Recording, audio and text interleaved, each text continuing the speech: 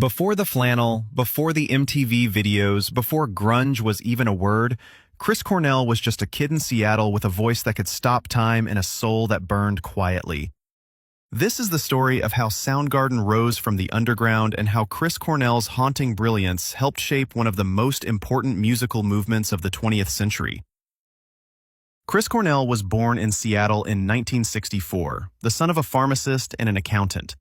He wasn't your typical rock star in the making. As a child, he was shy, introverted, and deeply anxious.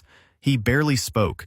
In fact, by age 9, he had stopped speaking to most people outside of his immediate family. But music was the key. Cornell taught himself to play drums by listening obsessively to the Beatles. He would isolate himself in his basement, listening to albums for hours, developing his ear.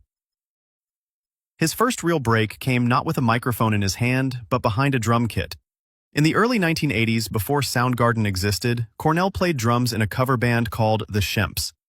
That's where he met bassist Hiro Yamamoto. But Cornell wasn't just drumming. Privately, he was singing. He had a voice that could go from a whisper to a wail and back again in seconds. And it was Yamamoto who encouraged him to share it. In 1984, the two formed a new band with guitarist Kim Thayil, who had just moved from Chicago to Seattle.